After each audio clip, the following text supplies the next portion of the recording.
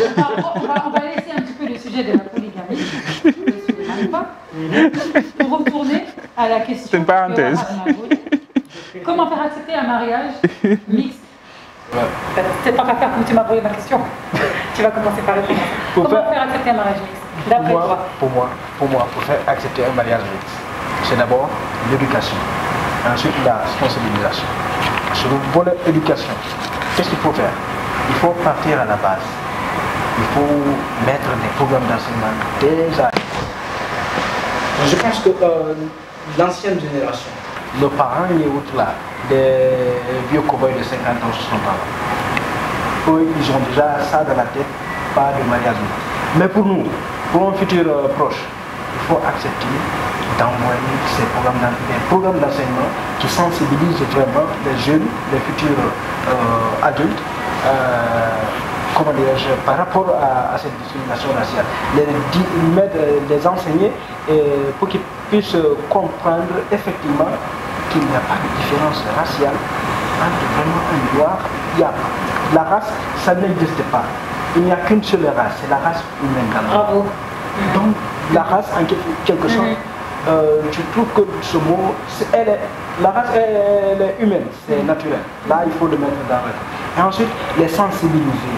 Dire que voilà, le fait que ce monsieur-là, lui, il est comme ça, naturel, voilà, c'est comme ça son comportement, et toi, tu as un tel comportement. Mélanger ces deux-là. C'est un mixage qui va vraiment vous apporter du bonheur. Quand vous vous aidez, entre-aidez, comme on le dit souvent, un travail dur, bien partagé, ça ne tue jamais. Ça ne tue jamais. Donc, faites en sorte que ce qui est difficile, vraiment entre vous, vous vous rapprochez entre vous, vous essayez de collaborer, de travailler ensemble pour qu'enfin ça puisse marcher entre vous. Le courant doit marcher parce que vous êtes tous des êtres humains. Vous avez le même sang dans le corps. En quelque chose, c'est ça, il faut réunir, apprendre vraiment à cette nouvelle génération. Parce que pour moi, les anciens là, franchement, c'est difficile. On en parle, il y a des séminaires qui s'organisent qui le racisme, ça passe pas. La dernière élection présidentielle en France. Je sais que vous l'avez su, vous êtes française.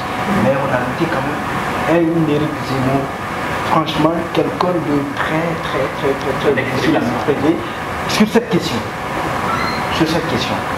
En 2019, je suivais Éric Zemmour avec une Sénégalaise sur Canal+. Absatoussi, très bien. Il y a eu des débats, j'ai suivi des débats vraiment très difficiles pour moi, jusqu'à ce que j'ai failli casser la télé. Mais finalement, tu l'as. Pour la petite parenthèse, Éric Zemmour, c'est quelqu'un de très raciste, qui n'accepte pas l'autre, la différence de l'autre, sachant que lui n'est même pas français. il n'est même pas français. Lui-même n'est même pas français. Donc déjà, lui, pour moi, C'est le paradoxe. Voilà, c'est un paradoxe. Pour moi, là, on parle de quelqu'un qui est malade mental. Pour moi, c'est un homme qui est malade mental. Et je le dis, Éric Zemmour, il est malade mental. Pour moi, il n'existe même pas. Tu vois quand on balaye la poussière, là, pour moi, il n'est même pas de la poussière. Parce que c'est quelqu'un qui n'accepte pas l'autre. Il est très raciste. Et surtout, islamophobe. Il donne des propos très graves sur l'islam que donc moi, je défends ma religion. Pour moi, c'est même pas un être humain. Je ne le considère même pas. Même le chien, pour moi, est plus important que Éric Zemmour. Parce que dans l'islam, on nous apprend à protéger notre religion. Quand quelqu'un donne des propos contre l'islam, Allah nous dit de sortir de la pièce. C'est écrit noir sur blanc. Dieu nous dit de sortir de la pièce quand on entend des propos contre notre religion. Dieu dit dans le Coran, voilà, karamna bani Adam. Nous avons mis vraiment l'homme au-dessus de tout. Donc c'est pas quelque chose à vraiment minimiser, à rabaisser. Donc voilà, je cite Éric Zemmour pour qu'enfin vous comprenez que c'est vraiment ces hommes un peu plus âgés là. Je compte plus sur eux. En Afrique ou en Europe. Aux États-Unis, on n'en parle pas. Les jeunes ont tendance à s'accepter mutuellement, les jeunes noirs et white.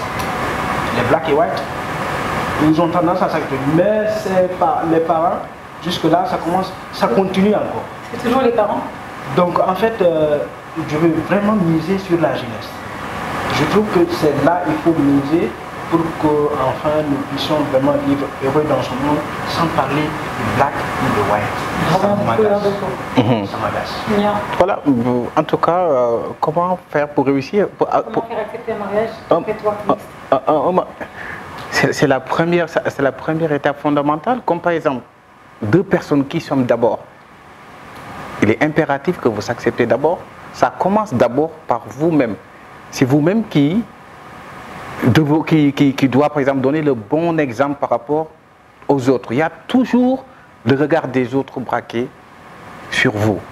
Le regard des autres, vous ne pouvez même pas l'empêcher, en fait. Comme par exemple, moi, je me marie avec une femme, couple mixte. C'est-à-dire, si je ne respecte pas, par exemple, cette femme-là, comment les autres pourraient m'accepter? Ce n'est pas possible. Donc, il faut s'accepter d'abord si tu veux que les autres vous acceptent. Vous donnez d'abord le bon exemple. Comme ça, après, les autres aussi, après, vous pourrez copier sur vous. Comme ça, vous aurez vraiment un couple réussi. Forcément, il y aura des gens qui vont être là pour te décourager. Il y a des gens qui vont être là pour vous critiquer. Regarde, par exemple, ce monsieur, il est en couple avec vraiment peut-être ce noir-là. Des propos discriminatoires. Tout le temps, on va l'entendre. Même si nous, entre par exemple Africains, ou bien entre frères, ou bien peut-être ça peut être Diola, Serer, Olaf, des fois, on vit des propos discriminatoires. Donc, c'est par exemple les personnes concernées, comme je l'ai dit au début, c'est eux-mêmes en fait qui doivent autant pour moi donner le bon exemple pour que les autres en fait puissent les respecter en retour. Comme ça, quand il y a ça, il y a, par exemple, de la communication, il y aura forcément le respect. Les autres, en fait, ils vous critiquent, ils ne vous acceptent pas, mais acceptez-vous d'abord. Très bien. Suleiman? Je pense que les maîtres mots sont la communication et la concertation, la sensibilisation. Il faut toujours communiquer quand on décide de s'unir, quand on décide de vivre ensemble. Parce que vu que quand on parle de mix, encore une fois, c'est deux éléments différents. C'est la raison pour laquelle on les mixe, pour avoir une unité. Donc ça ne sera pas facile. Il faudra toujours agir dans un sens giratoire pour avoir un mix vraiment unitaire. Alors, ça ne sera toujours pas facile. Il faut toujours communiquer. Il y a ce qu'on appelle par exemple des réalités socio-culturelles. L'homme peut avoir des convictions religieuses, des convictions culturelles, sociétales, coutumières, ou bien même personnelles des fois. Je disais que c'est comme de l'état nature. Une fois venu sur Terre, avec le temps, avec l'école, avec l'apprentissage, la formation, sera imbu de valeurs culturelles, socio-culturelles, religieuses et tout ça, avec des convictions parfois personnelles ou bien même sociétales. Alors du coup, si la personne, cette dernière, décide de s'unir avec une autre personne, forcément, il y aura une différenciation de culture ou bien de conviction et tout ça, même s'ils auront parfois même des traits en commun, mais même deux membres de la famille parfois entrent même en contradiction, d'autant plus que même des personnes d'origine ou bien même voilà quoi, de contrées ou bien même de croyances différentes. Donc forcément, là-bas, la meilleure solution, c'est de s'unir et s'accepter mutuellement à la limite de la croyance de chacun d'eux. Quand je dis croyance, c'est la culture, c'est la religion, c'est tout. Même les croyances personnelles, les convictions personnelles, les philosophies personnelles, tout ça, il faudra les respecter. Mais aussi à la limite des instructions et des revendications religieuses et tout ça. C'est un ensemble en fait. Maintenant, comme je disais tout à l'heure, il faut toujours communiquer. Favoriser la communication, mais aussi la sensibilisation. Et s'accepter mutuellement.